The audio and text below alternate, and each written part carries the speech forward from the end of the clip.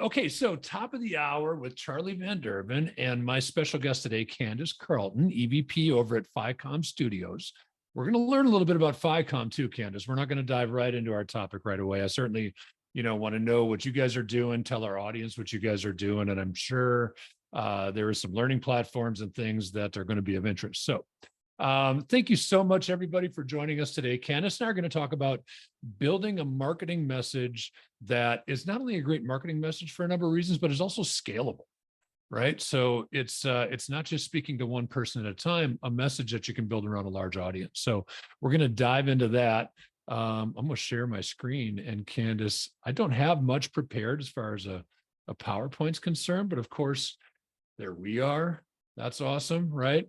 And then today, we're going to talk about 4 really specific things: understanding your target and their needs, crafting an authentic marketing message, scaling your marketing message for growth, and then the tools, right? We talk about CRM and different, social platforms for the scaling piece, measuring.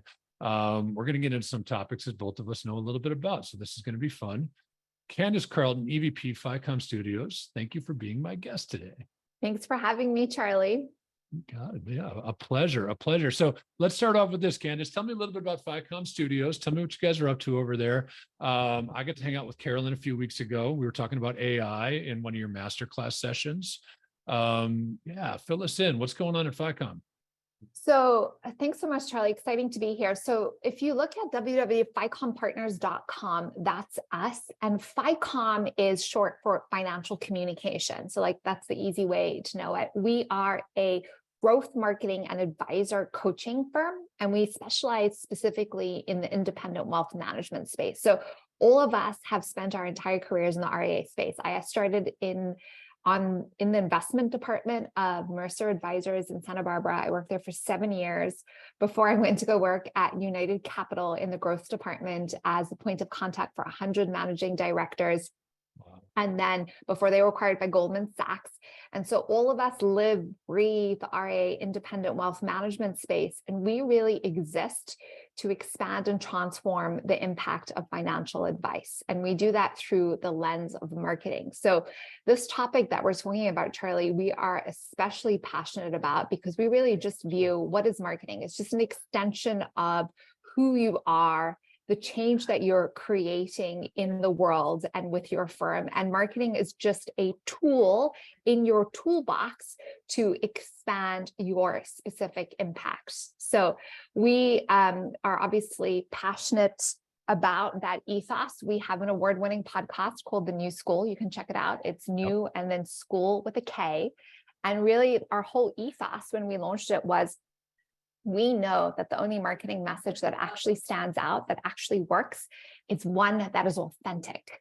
And why? Not just because it's some idealistic view, but because we can all tell when someone is selling to us. We can all tell when someone's not talking from firsthand experience because there is so much content out there. So when we launch the New School, we know that authenticity and vulnerability are really what connects, but in a industry like financial services, that felt like a very woo-woo topic. So we're like, okay, how do we show the industry that there are people out there doing the things that we believe work and actually having an impact on their ROI, their bottom line, and their businesses? So we talk about all different types of people, whether they be CEOs or advisors or industry outsiders, like the founders of Wistia, which is a really cool video platform, talking about their personal journeys and when they started to essentially get real, be authentic in how they showed up in their business, and then in terms of marketing, the impact it had not only on their personal lives, but their business as well. Yeah, that's, it's, I can only imagine that pivot point, right? So social advisor has been around for 10 years, 15 years with other companies prior to that in this industry.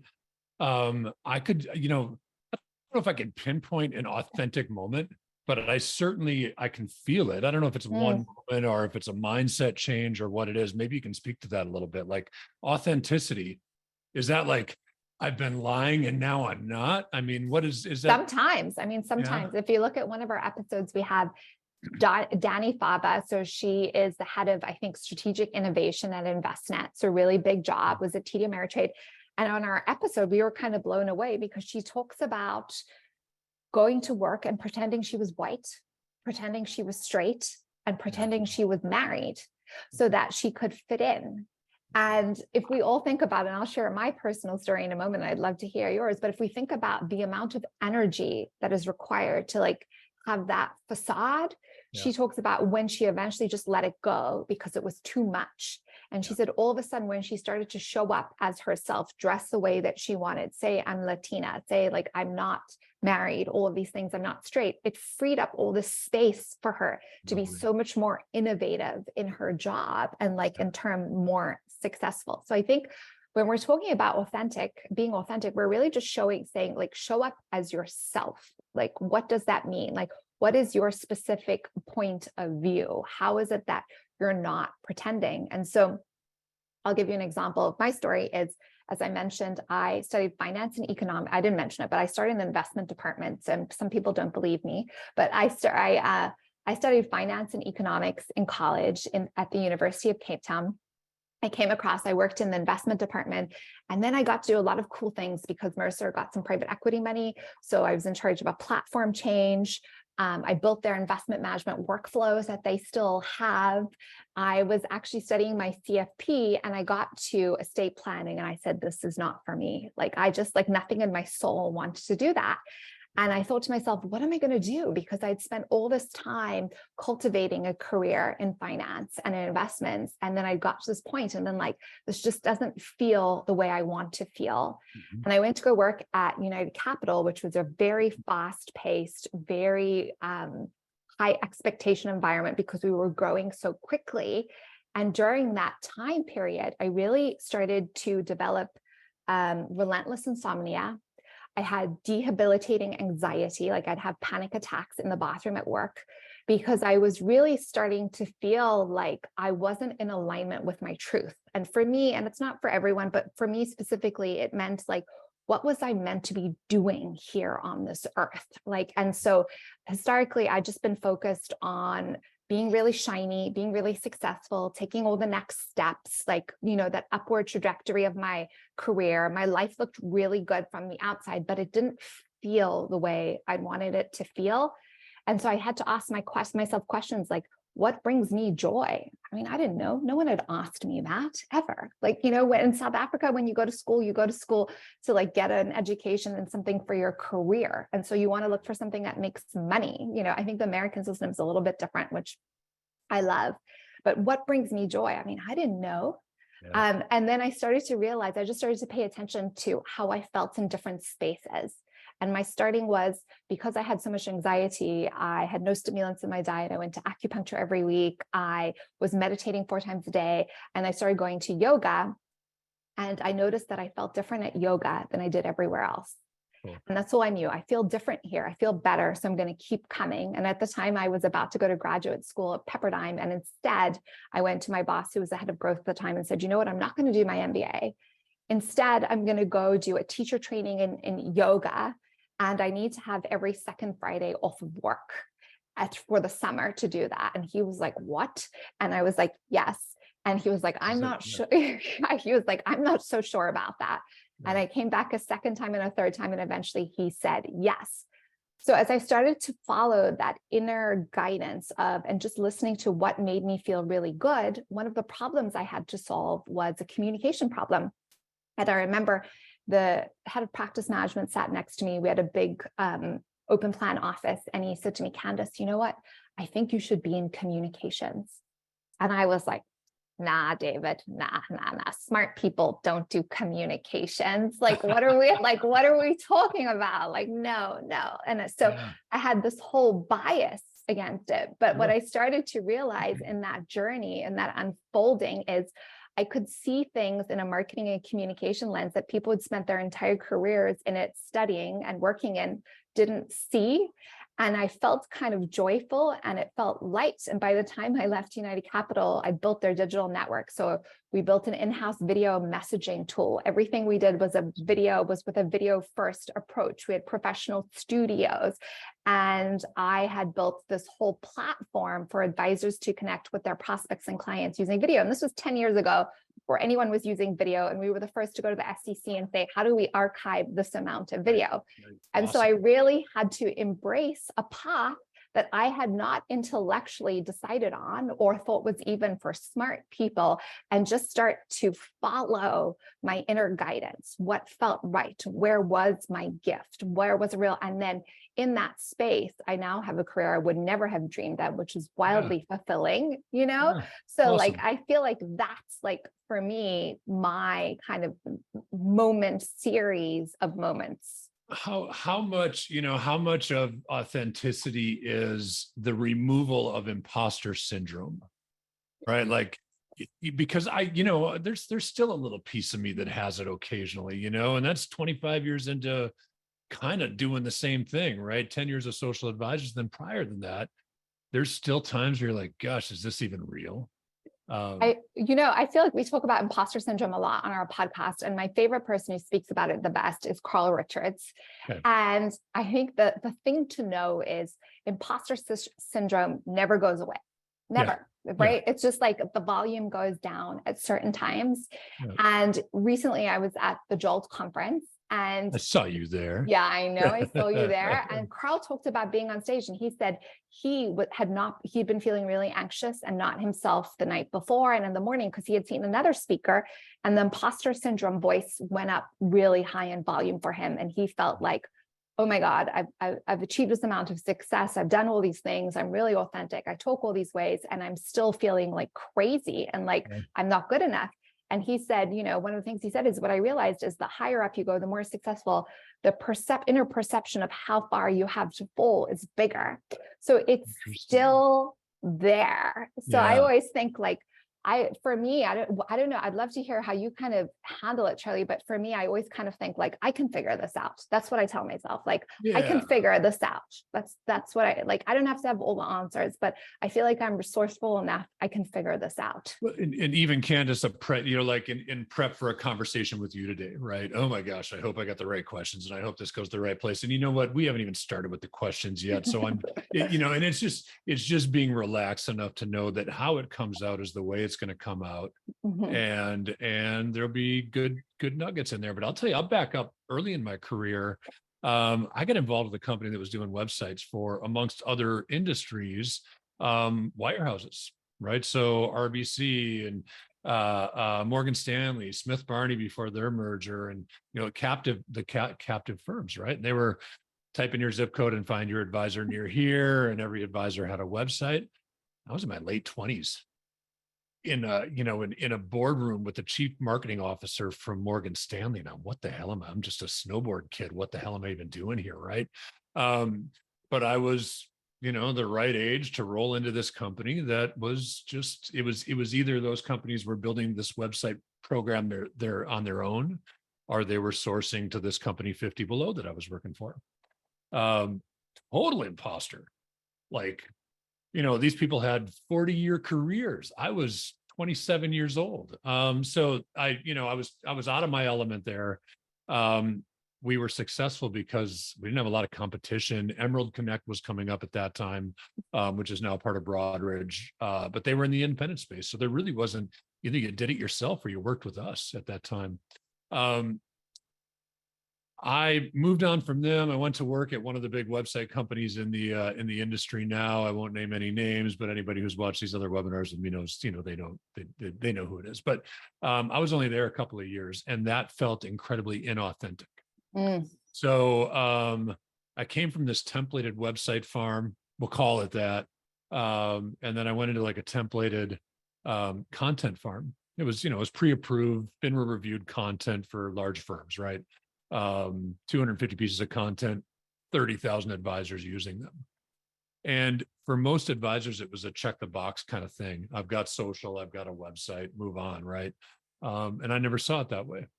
Every advisor's got a story to tell. The regulators don't want it that way. And, understaffed compliance departments don't want to review your personal content.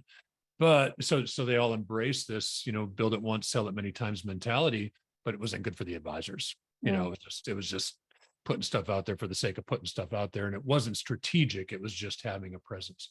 That never felt good. So started Social Advisors as a result. And when I did, literally, it's hard for me to say this because it pulls back the covers a little bit. Carmen and I had $8,000 in the bank. Mm-hmm. That was it, man. We had 2 kids, we were paying rent, and had a car payment, and we're like, I got $8,000 in the bank, babe. Give me 60 days, we'll make something happen. And I wasn't even sure what that meant. But like on the 42nd day, we landed our first 2 clients. So I never had to go get another job, which was great. But as a self-funded company that was very revenue starved, we started taking clients outside the industry. And all of a sudden we were serving restaurants and car dealerships and financial advisors and attorneys and blah, blah, blah, blah, blah, blah, blah, blah, blah. And then in 2019, I went, what, forget all that. We actually cut off a whole bunch of our revenue and got back to what we knew and what we loved. And, and that was the financial industry. So it was kind of imposter, like serving a restaurant. I never worked in a restaurant. I don't know what, we can take pretty pictures of your food, but I didn't even necessarily know the strategies to apply there. So anyway, there's been lots of times in my career that I felt imposter, less now. But less now than ever before. I agree. And I feel like that, one of the, at FICOM, I have many jobs, which is exciting. And I like the variety, but my favorite is to be coaching advisors in our marketing bootcamp. And I think what I love the most, and it's something that we are very passionate about, is we don't recommend or coach on anything that we haven't had some kind of experience in. Yeah, that's great. So like if I'm telling advisors to be authentic, we better be showing up authentically, and like if I'm coaching advisors on video, which can be a really vulnerable experience, like I am on video, and the thing that makes it effective is I understand how vulnerable it can feel. And I think it's like, and that's our topic today, really, which is like our humanity, our shared humanity and connection is really what makes us all successful in that. To say like, yeah, Charlie, I can imagine, like I've never had $8,000 in the bank and 2 kids to look after, but I can imagine what that would feel like because I've taken these other risks and I've had this other example. Do you know what I'm saying? Like, and I think just understanding that it's not some polished tick the box, as you were saying, like kind of strategy that like, which is why I love now marketing. Even though I thought like smart people don't do it, it's really just about connecting all of us and through our humanity and our shared experiences. What a great segue for the conversation we've been getting into here, right? So let's be systematic a little bit. So we've got a few topics to talk about, Candice. Understanding your target audience. We're going to start there. And if I look over, it's because I got notes over here. So. And by the way, also, we've been pretty quiet in here since the beginning. You and I have been dialoguing, but we had one question. Can you repeat the website name? FICOM Partners? FICOMpartners.com. I'll type it in. Okay. We cool. Also have very active social channels, FICOMpartners.com. Sure. Yeah. And then the New School podcast is like some of the ones that I mentioned. And what's interesting about the New School podcast, talking about imposter syndrome. I mean, when we launched, we thought we were terrible, first of all, and that's like what we do. And we didn't know if anyone would listen, and we don't know if anyone would be interested in authenticity and vulnerability. And then we've won awards. And every time we're like, what? Like other people want these things too, but like, you're like literally working on something, you put your baby out into the world and you're like, do you love me? And that is really vulnerable. Yeah, how rewarding too. And so, by the way, not all of them went well. We've had many learnings along the way. we got RAA Collective is one that we started a while ago, and in our effort to help push the industry more independent. I think we got 30 or 35 episodes published now. We got 10 or 12 in the bank. I really love it. Like I don't have to do the production on it. I make the recording and hand it off. But I love it. I really, meeting new people and we're interviewing a breakaway attorney tomorrow that I know helped move 2 people that have done awesome in retaining assets. So, I'm learning like crazy all the time, that just being the interviewer there. So I'm just typing it and I realized I typed it first just to the panelists. Yeah. Got it. Cool. So let's talk a little bit about practical strategies and tools to gathering insights around who you serve the best, and of course who you want to serve too. That's important there too. Who needs your services the most? How do you guys, as you're talking to advisors about finding that ideal client, tell me some of the things that you guys go through, Candice. So our approach is a lot more intuitive than I think traditional marketing. And that goes to like being authentic, really. If you think Yeah. about your business, like why are you creating it? What change do you want to create in the world? And so if you've been in business for a little while, the way that we recommend that you approach it is to think about like, who are your favorite 3 to 5 clients? That if all your future clients looked like them, you'd be stoked. You Yeah. know that you're adding a lot of value to them. It feels fulfilling for you and for them. They're easy to work with. You know what I'm saying? One of my criteria is I really like it when our clients are fun to work with. And so we typically have like a lot of really fun clients, but really starting to identify like, who do you work best with? Who do you add the most amount of value to? Who are you most fulfilled in working? And then also as part of that, you can't take away like viability, like who's viable within that. So like you add Sure. a lot of value, you're really fulfilled by it, and it's also viable for your business. And so thinking about those 3 to 5 clients, I always say pick out one and make it a real person. Don't make it this esoteric intellectual exercise. So if Charlie is my favorite client and I want to know I want future clients like Charlie, literally it sounds so lame and simple, but it's simple but not easy is what we say for everything. So it's simple but not easy. Document everything you know about Charlie. Where does Charlie live? What does Charlie say about you? What is Charlie's demographic? Married, 2 kids, went to school where? Then start to get into what is Charlie passionate about? Charlie, so like Charlie, what are you passionate about? What do you do on the weekends? I love surfing and I love walking the golf course, Right? and Okay. family, of course, but Yeah. So surfing, walking the golf course, family, and then asking questions that seem crazy, but will give you a lot of insight. So, Charlie, how do you take your coffee? cream. Cream. So black and cream. How do you make that? Do you make it in the morning or like how do you have it at home? Oh yeah. Oh yeah. It's the first thing that happens when I get out of bed in the morning. Do you do drip, pour over? Like what's your style? Tell us all We, about your coffee experience. we, Yeah. we do drip. Ours is mostly about quantity of coffee. It doesn't have to be high quality. Yeah. So you start to learn, okay, so Charlie wants quality, he wants cream. So then other people might say, one of our clients said, our ideal clients, and they know well, they just drink the free coffee at work. And I was Yeah. like, really? They don't Yeah. go to Starbucks before? No. They don't drink coffee at home? No.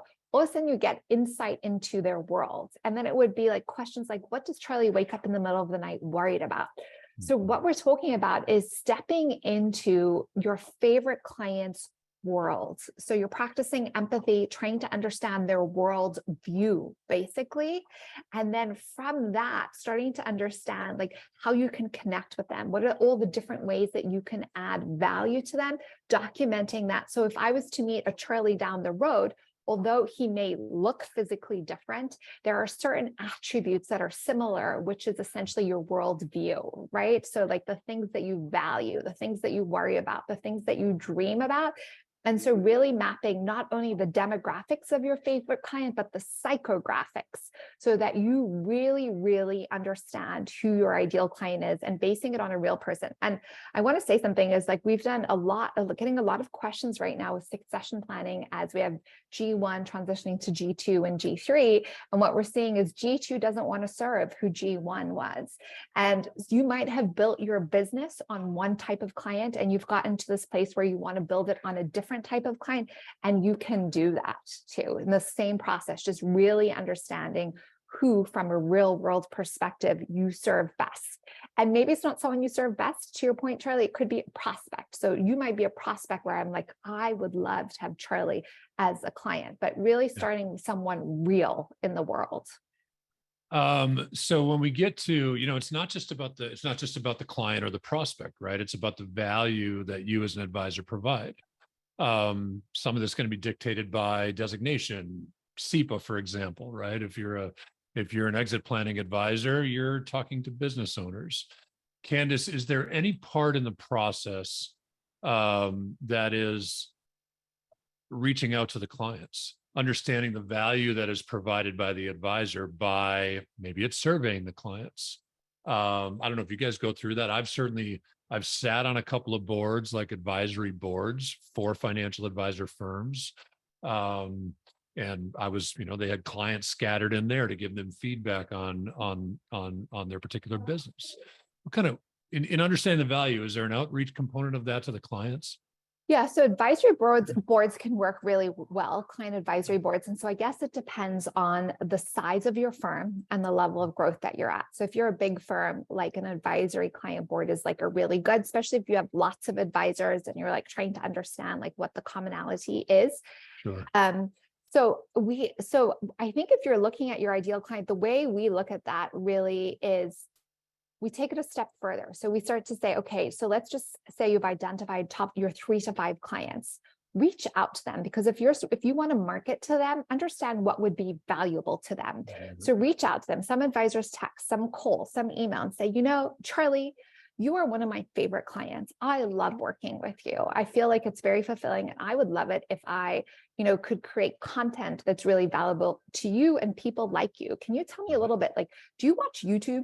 Do you listen to podcasts? Like, what are you listening to? What are you watching? What would you like to hear about from me? And really starting to understand and uncover it that way. You'll get a lot of insight, especially if they say, like, if you said to me, like, I only listen to podcasts about surfing, I'd be like, that's really interesting. Like, what is it that you get from there? Right. And so, for example, if you tell me that you're listening, I might be right. Well, my first guest needs to be Kelly Slater. And maybe I'm going to do a whole series on interviewing surfers about their financial lives. Right. Yeah, right. Yeah, that's cool. Yeah. So you start to get some insights in terms of like how to continue to connect with them and how to create content and marketing. And I like marketing feels like you're doing something to get something, but not really viewing it that way. Just really viewing it as like, how do I add value? How do I stay connected? And how do I use my content to do that? We build that avatar, if you will, for a lot of our clients around industry. And a perfect example of this is our client Judd, who's outside of Detroit, who speaks everything automotive, right? Has been serving automotive for 15 or 20 years. So a lot of our content is less about the psychographic in Judd's case, and much more about like industry news. And right now there's a couple of the big automotive companies, there's big buyouts. There's 5,000 and 6,000 people leaving GM through buyout. Ford has announced downsizing. So a lot of our content for Judd is talking about, if you're in an industry that's downsizing, here's some things to consider, right? So it's really speaking to their specific needs. You guys base it on industry. I mean, we're talking a lot about psychographics, but how does industry, location, things like that play into it? We don't focus on it so much. We don't focus on location that much because we feel like, with the internet, like geography is no longer an issue. So like you want to be like able to speak to anyone. But I think if you were talking specifically, let's just make it up, to engineers, like that is like who your ideal client is. And you're going to go after Raytheon executives, let's just make it sense, but you're understanding what's important to them. So if it's important to them to stay abreast of macro events related to their industry, that would be relevant content. So we always take it back to, what does your ideal client, Charlie, care about? What are they waking up in the middle of the night worried about? And then zooming out from there. And so they're saying, okay, like we work at Raytheon, we're really concerned about macro events that are related to this. Then that's the relevant content. But I find like it's again simple, just to keep going back to, well, what does Charlie really care about? And then framing that around it. Yeah, you asked the question earlier, what keeps you up at night? And for the automotive, downsizing, I'm sure, is one of those things. So exactly, right. So they're like worried about like, what happens to me if like I'm out of a job? Like, what is the likelihood of it? Like, what would the recommended next steps be? Like, that's really valuable content for them. And even though it's industry specific, you're really framing it around that human. And I think that's what we always go to, like back to like that single human. So I think that brings us well into our second point, Candice. You're so good at segue. Gosh. Make it like, easy on me. I feel again like I'm being interviewed by a movie star here, Charlie. This is like unlike any podcast interview, like or webinar I've done. I'm quite enjoying it. Yeah. I dig the feedback we've gotten from this format. I love it because I get to see the registrations. You guys do the New School podcast, you see the downloads, but you have no idea who's listening unless they tell you. And sometimes they keep it a secret. I've been Yeah. across the Yeah. table from dinner with people, and then at the end of the dinner, they'll tell me that they've listened to 2 episodes or like something, and I'll be like, okay, Yeah. I would have been nice if you told me from the beginning. Like, Yeah. No, and that's what I love. I love doing it in this format because then I know who's been here and we can get a yeah, replay out. Yeah, that's one of the struggles I have with the podcast, but it's just put it out there, put it in the ether, right? yeah. So, Candice, how do we go about? We know who that perfect audience is. We Mhm. know a little bit about maybe what their perceived needs are. Maybe Raytheon's got a benefits plan that an advisor can speak specifically to. Automotive downsizing. So we know kind of what their needs are. How do we go about creating a marketing message? A couple questions here, I guess, as I'm talking through it. How do we go about creating an authentic marketing message? And then in the case of Judd, right? He's a good example for this conversation. Downsizing matters right now. It's not going to matter forever, right? So that becomes kind of a temporary marketing message, if you will, for him. How often do you revisit that, right? So the authenticity part of it, and then how often should that be updated and revamped? So we have 3 simple questions that we work with individual advisors on in our marketing bootcamp, which is our coaching. I work with them in our FICOM studios, which is like innovation and strategy sprints, all the way up to big platforms who are agency clients. And if there's noise behind me, let me know. I'm in the kitchen, I No told you, problem. because we have so many team members here on site, which is atypical. And Yeah. this is sunshine in the What up, corner over sunshine? here. This is my little golden doodle. But 3 questions really, and this applies to single advisors, big platforms, no matter what industry you're in. If you can answer these 3 questions, again, they're simple, but they're not easy. All your marketing decisions become really, really easy. And so the 3 questions are, why do you do what you do? So that's your personal mission. What change do you want to create? So what is the change that you want to create in the world with your business? And then who's it for, which is what we just talked about, because it doesn't matter if your marketing message is amazing and it's authentic if you're not talking to the right people for it. So what is why do you do what you do? What is the change you want to create, and who's it for? So if we're talking about the change, let's just say you want to create change. You want people to feel empowered. You want people, actually, I'll give a better example. Say my personal why story, and this isn't my personal why story, but let's just say you grew up as a woman who had a mother who really struggled with money because she never was part of the conversation or educated, wasn't a priority for women in her generation. She got divorced and really struggled. So this is quite common around female advisors and sometimes male. They decide that they never want to be in that situation again, that they want to empower themselves with financial knowledge and they want to help other women like them to do the same, right? So who do they want to do that for? Women, career-focused women. Let's just make it up. So the change that they want to create is move women from feeling anxious, unsure about money, to confident, secure that they have the freedom and agency in their life that they want. Yeah. The topics under that will vary based on what's going on in the world. So you might say, okay, we're talking now about buying a house. We're now talking about switching careers. We're now talking about, I don't know, something specific to women if it's relevant, but it's all bubbles up to that overall change statement. So thinking about before people work with you, how are they feeling, thinking, feeling, what's their state of being? And then what is your desire to help them change after working with you? And then within that, what are the topics that you would have to cover or address to make that happen? And some of them will be timely. Yeah, very cool. I love so systematic. I'm scribbling notes too. Thank you. Thank you for imparting wisdom. I appreciate it. That's that. I mean, I like the visualization of it, right? If you can see who that avatar before the process and after the process, I love that. And then, we're not just talking about marketing, right? We're talking that if you're creating that change and you're clear on who it's for, we're going to talk about your client experience being relevant to that type of person and creating that change, your operational systems being aligned with that, right? The events that you attend, the type of people that you hire. Like, I feel like there's a tendency to want to say, this is operations, this is technology, this is talent, this is marketing, but they're all integrated and part of your vision, which is your why. Why do you do what you do? What is the change you want to create? And then creating everything in your business to create that change for that specific person who wants exactly what you have from someone specifically like you. Yeah, very cool. Okay, so we know who we're speaking to. We know what that message is. I guess here's the crux of the webinar, right? How do we scale that? How do we take this message that we've built and make sure the right people are seeing it, make sure that we've got, I don't know, like I call them conversion events, but I think that's just my internal lingo. Like whether it's a download, I mean, you know, how do you, once you've got the messaging in place, of course, we've got social, we've got email. How do we speak to people, Candice? How do we get that out at scale?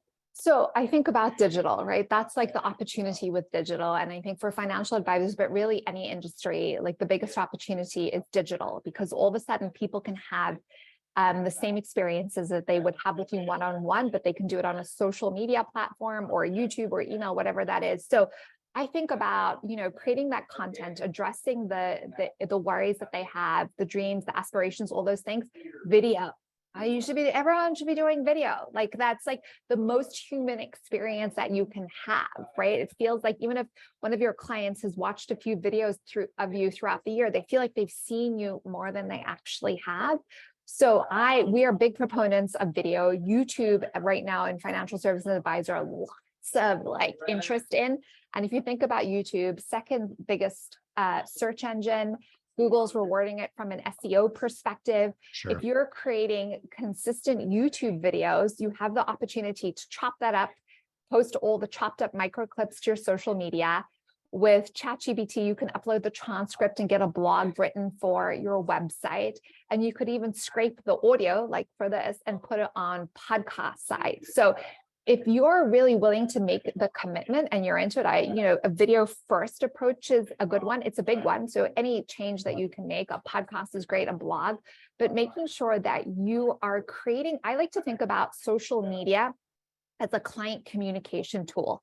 So think about creating content that's relevant to your ideal client, so Charlie, and then simply publishing it on your public platforms, because it's going to be a touch point that Charlie's going to see. And then you're speaking to Charlie's network, which is probably people like him, so potential prospects as well. And then anyone who may have met you in person or might be a referral, they're going to go online and check you out and check out all your content. And if you've got really authentic content that speaks to the change you want to create and speaks to your ideal client, they're going to get a real sense of the value that you add.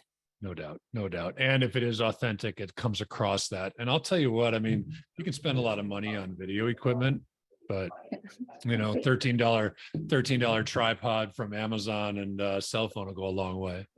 You can do it with listen, all the video that we shoot, people are shocked. Like we do a lot of video. We're all really comfortable on video. We're doing it with Loom or with CS Soapbox or our phones. You don't need to do much editing. You can, and people like authenticity trumps production value every day and every day. So don't be scared by the perception that it needs to be super fancy. It doesn't. I agree. And in fact, I think it's part of the reason these are so casual, right? I mean, we could build a big plan and I could put a jacket on over this. And I think the authenticity is the most important part of it, to your point, right? And if that's who I am and I want to be all buttoned up and stuffy like a lot of the people in financial services, that's great. That's their authentic self. So it comes across right. We got a couple comments from Stephen Davenport. Stephen, thanks. But you said keywords on posts is one way to scale. I agree with you wholeheartedly. And buying lists. Now, buying lists I don't agree with, except if you know you want to be in front of Raytheon executives and you can buy a list of Raytheon executives, I wouldn't use that list as a direct outreach list. I might want to connect with somebody on LinkedIn first, right? I won't want to just send email into that list because that's might get you blocked at Raytheon. But if you were to connect on LinkedIn, so you create some familiarity there, now you're going to have much more success with an email address if you do that first. Brianne said no list. I love the discourse in the chats. Like I'm all about it. I think to your point, Stephen, you have to create content scale. Yeah. And then there are best practices around posting that content. So you're right, like Yeah. keywords is important, but you know what? Actually less and less on keywords. So the way they're seeing SEO go is it's all voice-based. So think about when you're searching, like you're asking Siri. So it's more aligned with how people are actually asking questions. And that's why YouTube's such a good one. So think about YouTube, like when you go to YouTube, what are you doing? It's like, how do I make an apple pie? How do I fix a clogged toilet, whatever that is? And so really thinking about how you communicate with clients, because that's how we're now all searching the internet. Yeah. Yeah. Very great points. The other thing, articles on LinkedIn. And I do like articles on LinkedIn, Candice, for a thought leadership perspective, right? There's so much social content out there, that developing written again, going kind of old school blog here, but written form. We do use some keywords because LinkedIn has such a great SEO property, if you will, but it's always from a tutorial perspective, right? I mean, they're all good. Everything has its place, right? So it's just about like, where are you really good? So like, not everyone is going to want to create a video because you're like, it's too much for me, but you might be an excellent writer. So blogs or LinkedIn newsletters are going to really work well. You might say like, I know video, I hear you, but like, I'm an excellent conversationalist and I don't want to be on video. Podcasting might be really great for you. So it's really identifying where your strengths are, but then going back to your ideal client, how do they consume content? Right. If they never watch videos, then you shouldn't be watching videos. You shouldn't be making videos, although that's very unlikely. But like, how does your ideal client think? Oh. So Michael Larkins asked about handwritten notes. I love this question. Me too. Yeah. So we're running a strategy with one client. I won't bring up names. It involves building a network on LinkedIn, keeping content present all the time. At the end of that, doing a webinar so that you can see who in that network is in need, right? Some people show up at the webinar, raising their hand, saying they're in need. And then they send a handwritten thank you note with a couple of handouts from the webinar.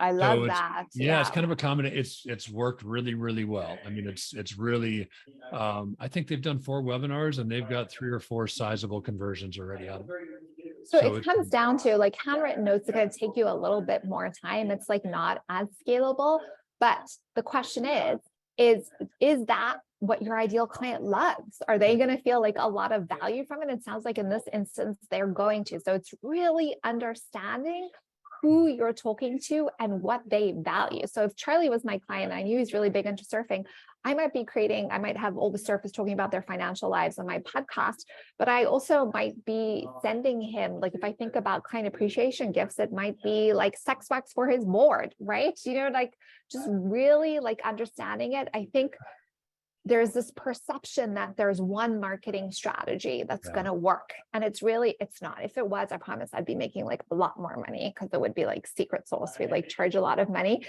So it's really the principles around what is authentic to you, what is the change that you want to create in the world, and then who specifically is it for? And then using your real critical thinking and your understanding of the client to say, like, how do I connect with them? How do I communicate with them? And how do I add value? And then using digital as an opportunity for scale. And so you talked about the webinars, the scalable piece, and then the handwritten notes really being that personal touch. Yeah. Thoughts on birthday cards? I think they're great. Yeah, Michael, I think so. You said old school notes. I didn't know what you were talking about there necessarily, but love the handwritten notes. Birthday cards, yes. You know what I like doing? That birthday cards, if you do them all the time, come to be expected. If you deliver, a fruit nut loaf for Christmas every year, that comes to be expected. Little client gifts, it's something about them. Sex wax being a perfect anecdotal product, right? Dropping a gift to them unexpected of something that resonates with them. Something that's out of the blue. I thought of this client and sent this gift that I know plays into who they are. I love that. It's a surprise thing. So the birthday cards are great, but they're expected. Holiday gifts are great, but they're expected. Do something. You can do birthday videos are great too to scale, Yeah. like you and your team, like Loom Soapbox takes you 10 minutes and the experience of receiving it feels like you've taken a lot of time and thoughtfulness around sending it. Yeah, that's pretty cool. So Candice, as we wrap up our discussion, right? We know who they are. We've written the message. We found the channels that most affect the channels and methodology that most affect our audience. Now, how do we use things like automation, technology? How can let's put a bow on this thing with whether it's CRM or we run some LinkedIn automation to build networks. What are your thoughts around that? Yeah. So I think about if you're using automation, I think about the most obvious place to use automation. And I think that advisors get caught up in technology or whomever you are, because that's our tendency. We're like, it's got to be automated, it's got to be fancy. So just keep it simple, right? So think about like, what problem are you solving? So most people don't need a fancy like email automation sequence, right? Like it gets too complicated. If we're a marketing and PR firm, and even for us, sometimes we're like, we need to simplify this HubSpot stuff that we're doing, right? So think about using it in ways that are high impact for you. So one of the most obvious ones is on your website, when someone is scheduling a first meeting, and I would recommend that it not just be a first meeting, but it be like a hyper relevant, high value opportunity so that you're solving some kind of problem for them in that first meeting, right? They're more likely to schedule it. What is your automated email sequence once they've scheduled it? Thank you for booking. This is what to expect. Maybe your second email is an intro video from you talking about your why, the change you create and who you work. And then just before the meeting, it's giving them some coaching around what to expect in the meeting, what their output is going to be. So I think in that, and then as well as the follow-up to that meeting is a really amazing opportunity to automate that. I think when we're thinking about technology as like the bigger thing, I think it's just like use some digital. So what does that mean? Use some video, use video. It's like such a high value, high impact opportunity. Use video in your emails. Even if you're like, I'm never going to do video on social media, use it in your emails to communicate with prospects or clients or birthday opportunities or big events that happen in the economy, or to your point, in a specific industry, and say, I see this is going on. I wanted to send you 3 things just to tell you what your next steps could be. So I don't know, Charlie, I know there's a lot of experts smarter than me in that area of like automation, but like, I really think about it like only use it where it really makes sense. And then use it where you already know something is successful. Like you've had a lot of success and now you're going to double down on it. Yeah, we've got a question, and it segues right into a point that I'll make about the same topic. The question is, any recommendations for a CRM system? And I don't know if you know this, Candice, there's like 750 CRM technologies on the market right now. So there's a large variety. There's a platform that we use extensively. Brianne, who's on here, uses it as well, called SharpSpring. Now, it's a Constant Contact owned platform as of the last maybe year and a half. And the premise behind this platform is it's a great lead score. So you load all your marketing media. If you've got a YouTube video, you would load that up with a trackable link through the platform. Your website's got a trackable link, your social content, your blog, any marketing asset.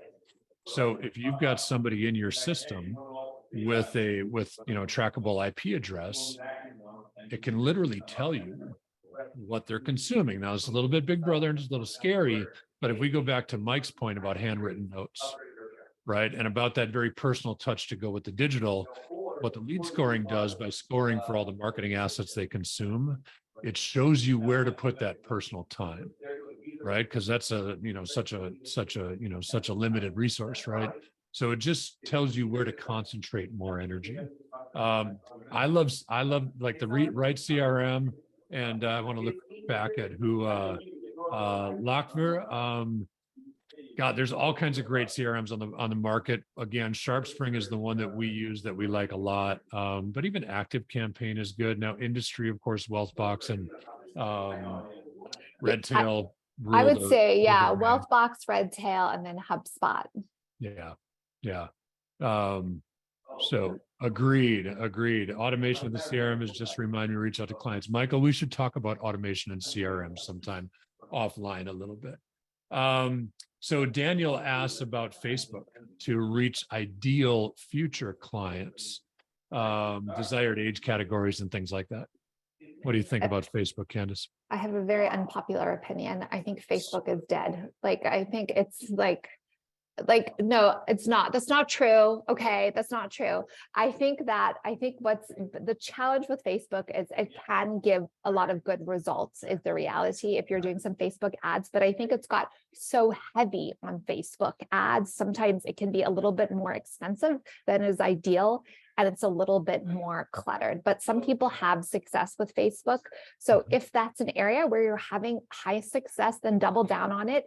If you haven't done paid on Facebook, I would recommend running some small marketing experiments where you're not doing a big investment, but just see what works. And then if it's working, then you can invest more. And if it's not, then you know, like, there's another opportunity for you. I think there's some great ways to use Facebook, but it is not organic content. Like, Facebook has throttled the exposure of advisors' content so much that, I mean, post there, might as well, right? But, you know, don't get discouraged when you see that 13 people have seen your post in the last 7 days, right? Because that's the kind of reach we're talking about. So I'd go to LinkedIn or YouTube. I mean, if you're like looking at social platforms, like, see, is your ideal client on one of those? Because that might be, there's more opportunity there. I think LinkedIn has a play for an advocate strategy, right? If you've got fans of your business that are clients, connect with them, right? And kind of get some social intelligence gathered there, right? Who is Aunt Sissy who comments on all their stuff, right? Maybe there's a day that you get to meet Aunt Sissy, right? So there's some social intelligence to be gathered through Facebook, because we are still sharing kids' pictures and happy birthdays and everything else that comes along with it. We've run ads on Facebook. We're currently running ads on Facebook. I'll tell you, the ad platform that we are participating more now than ever before is LinkedIn.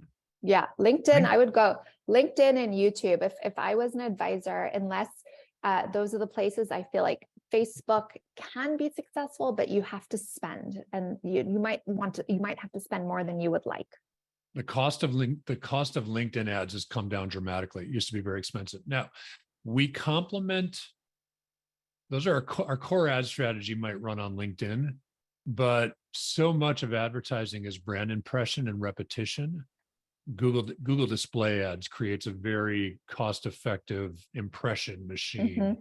So Google, not Google search, just to be specific, Google display. Steven's asking about Instagram and TikTok. Steven, if your ideal client is, I think it's always going back to that ideal client. Like, are they on TikTok? And can you create videos is that in your strengths to be on TikTok? Then you should be on TikTok. I would choose one platform and double down on that and like make that really successful. Are your ideal clients on Instagram? Then you should be on Instagram. But remember, Instagram's owned by Facebook. So you're going to start to see some of the same challenges that you see on Facebook. Yeah. Michael Larkin asked about written for LinkedIn. Listen, I love it, Michael. There was, Candice, you said something to me. Actually, I'm going to leave that off, but we had sunshine. We had a conversation not too long ago about influencers versus subject matter experts. Sunshine is joining our conversation over here. Either Sunshine. Upset by another dog for some reason. Yeah.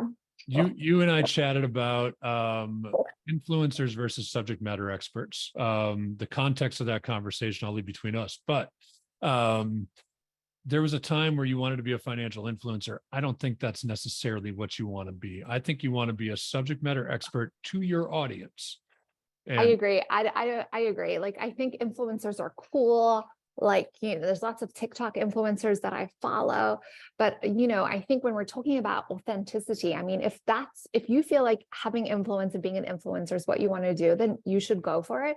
But I think the opportunity specifically for financial advisors is a subject matter expert that really understands their ideal client, that connects with them in the worldview, that proactively gives them content, information, value without them even asking for it, right? And so it doesn't matter. We always say to advisors, it doesn't matter. You don't have to create content that goes viral. You're not a Kardashian. That is not the goal. If you have a YouTube video and you have 10 views, but 8 of them are your clients and 2 of them are prospects that call you. That is success, right? You don't need 50,000 views and then no prospects from that. What you want is to create content that's so meaningful, that's so targeted, that's so valuable for your ideal client, put it in exactly the right place and have those people get value from you and want to work with you. What the ultimate success of marketing is, you add value, you create change, you get more clients. Everything else doesn't really matter. Yeah. Michael, if you're, and this goes back to, if you're prospecting using LinkedIn, absolutely use LinkedIn articles. It is that thought leader subject matter content. From a best practices perspective, when you're posting on LinkedIn and probably any other platform, I can speak more to LinkedIn than the others. You want to be able to link to something internal to LinkedIn. As an ad platform, they don't want to drive people away from their platform. So they may throttle exposure of your content a little bit. So if you take the same blog that's on your website and instead of linking to that blog on your website, but make that an article internal to LinkedIn, so you're linking to an internal LinkedIn resource, you're going to get greater exposure for the content you share. So if LinkedIn is where you're growing your network, if subject matter expert is how you want to be seen, I think LinkedIn articles is we're using the heck out of it right now. I love them. And if your ideal client is on LinkedIn and you're creating content that's specific to them, it's A++. Yeah. Yeah. What a fun conversation, Candice. And Sunshine joined in for a little while. I know. To like have a conversation with a movie star talking about marketing, and then already. All these questions about all the different platforms. Like it's the $9 Target glasses. Well, I mean, you look very different now. Your whole vibe, then like your photo, if we look at your profile photo, it looks very serious, very financial services, and now we've got like the Kevin Costner. So the mustache like on was a farm, joke. like, yeah. I'm 50. I've never grown facial hair in my life. No one wants to hear this story, but I'm going to say it anyway. We've got a young man that works on the team actually inside my house right now that challenged me to grow a beard. I'm like, I can't grow a beard. So I tried and I did it for about 10 or 12 weeks. And then I got back from a snowboard trip, maybe in February or March. And I just started chipping away with it, big chops and the big Hulk Hogan. And, leave it for a day or two and get the reaction. And my wife stopped me when I reached this point. So Carmen was like, wait a second. I can work. She was like, I want to be married to a movie star. Exactly. She was getting bored. 16 years in, mustache changed it all. So by accident, Candice, and it's been well received. And she made stickers. I know. I love, your woman is your wife is a woman of my heart. I love that she made the stickers. Yeah, she made stickers. She's got a t-shirt. Hilarious. I love everything about it. Charlie, thank you so much for having me on. It's been a delight. And thanks to everyone for listening. We run a marketing masterclass, which you've been a guest on, free resource, outside experts like Charlie. And so you're welcome to register on our FICOM Partners website. Yeah, and lots of I've seen maybe a dozen of the masterclass. So really good. If you're thinking about podcasts or depending on where you're thinking about taking your marketing, there's a resource there at FICOM Partners for sure. Candice, thanks for being here. Thank you, Charlie. Thanks so much. I'll see you at the next conference or something, huh? Okay. All right. Good. Thanks Bye. a lot. See ya.